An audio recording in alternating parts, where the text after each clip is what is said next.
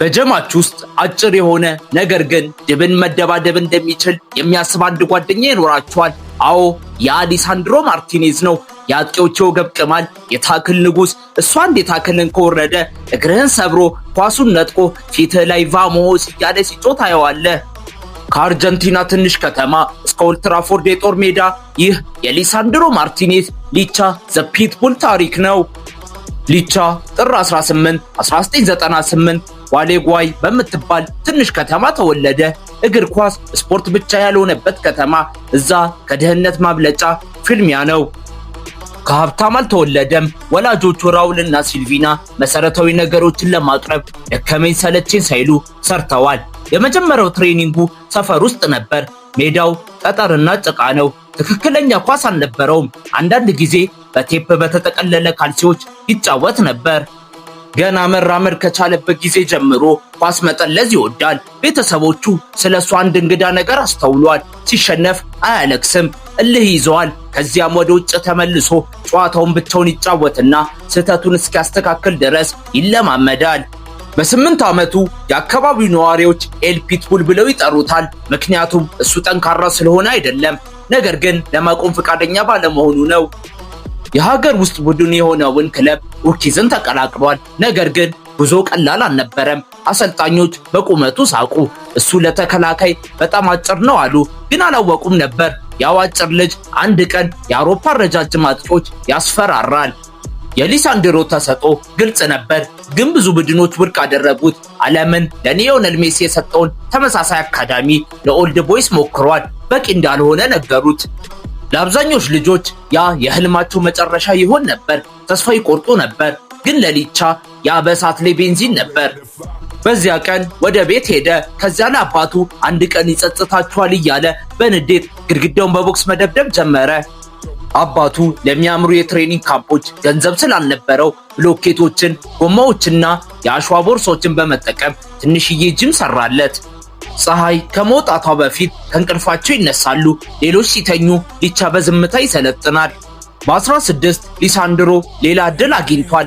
ዲፌንሳ ጀስቲካ የሚባል ትንሽዬ የአርጀንቲና ክለብ በተልእኮ ላይ እንዳለ ወታደር ወሰደው። ከቀን ወደ ቀን በመታገል ክብርን አትርፏል። አሰልጣኞች ያልተለመደ ነገር አይቷል። የማሰብ ችሎታው ጨዋታውን ከሁሉም ሰው ከ2 ሰከንድ በፊት ማንበብ ይችላል። እንደ አውሮፓውያን አቆጣጠር በ2017 የመጀመሪያውን ፕሮፌሽናል ጨዋታ አድርጓል። በመጀመሪያው ግጥሚያ ላይ አንዱን እስከነኳሱ በታክል አንሳፈፈው። አድናቂዎቹ ወዲያውኑ ወደዱት። ሊቻ ሊቻ እያሉ ቀወጡት። በቅርቡ በመላ አውሮፓ የሚያስተጋባ ስም። ከዚያም ህይወቱን የሚቀይር ጥሪ መጣ። በ2019 አያክስ አምስተርዳም ፈለገው። አስቡት፣ ከተረሳ ከተማ የመጣ ልጅ በድንገት ለአውሮፓ በጣም የተከበሩ ክለቦች ለአንዱ መፈረም። ግን ሁሉም አላመነም። የኔዘርላንድ ሊቃውንት ገና ከመጫወቱ በፊት ተሳለቁበት። ለመሃል ተከላካይ በጣም ትንሽ ነው አሉ። ከአንድ ሲዝን በኋላ ሁሉንም ሰው እየጨቆነ ነበር። በአያክስ በኤሪክ ቴናግ ሊቻ የዘመናዊ መከላከል ዋና ማስተር ሆነ። እሱ ልክ እንደ አማካኝ ተጫዋች ፓስ ያደርጋል። እንደ ቼስ ተጫዋች ጨዋታውን እያነበበ እንደ ዱር እንስሳ ፕረስ ያደርጋል። ደጋፊዎች አከበሩት፣ ተጋጣሚዎች ፈሩት እና የሱ ታክሎች ሜምስ ሆኑ። ከሳቁ ጀርባ ግን ህመም ነበር። ሊቻ ቤቱ ሀገሩን አፈቀው።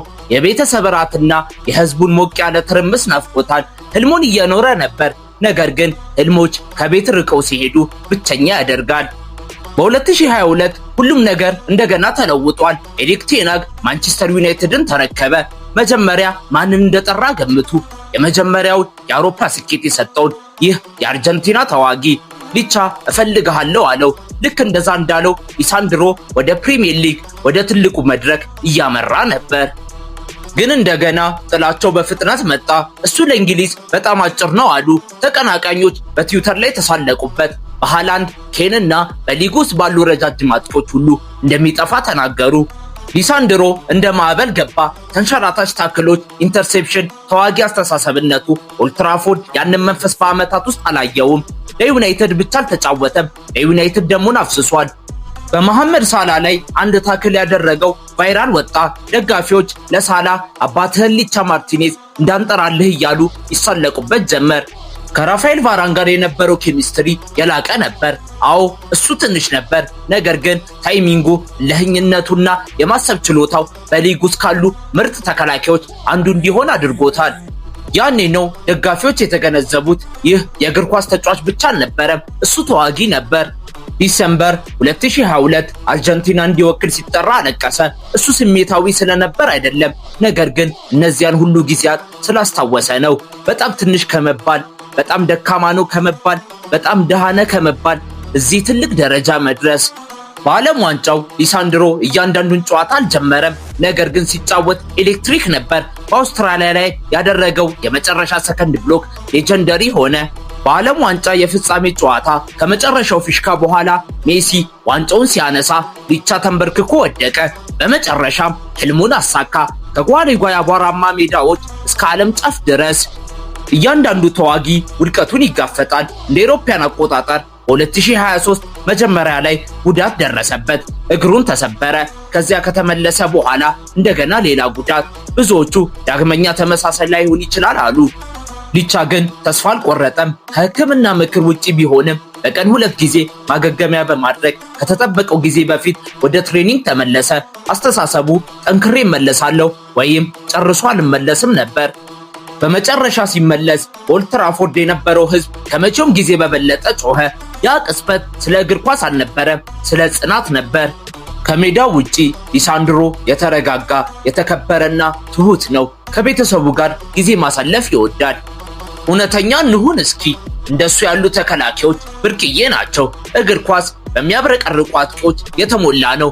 ነገር ግን እንደ ሊሳንድሮ ያሉ ተጫዋቾች ልብ ምን እንደሚመስል ያስታውሱናል።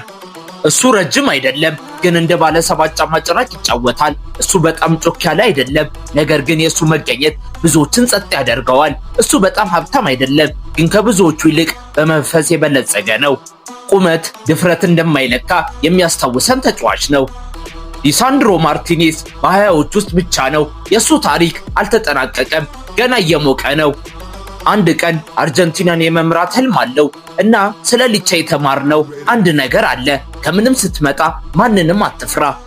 ተሰጥኦ የተገነባው ከላብ ጠባሳና መስዋዕትነት ነው እና እሱ በጣም አጭር፣ በጣም ትንሽ፣ በጣም ደካማ ነው ቢሉ ግዙፎች አጥቂ ላይ የወገብ ቅማል የሆነው ይህ የሊሳንድሮ ሊቻ ማርቲኔዝ ያልተነገረ ታሪክ ነበር። ይህ ቪዲዮ ከተመቻችሁ ሰብስክራይብ፣ ላይክ፣ ሼር ኤንድ ኮሜንት ማድረግ እንዳይረሳ። ቀጣይ የማንን ታሪክ ይዘንላችሁ እንምጣ? ኮሜንት ላይ አስቀምጡልን። ሁላችሁም ባላችሁበት ቦታ ምትት ይበላችሁ።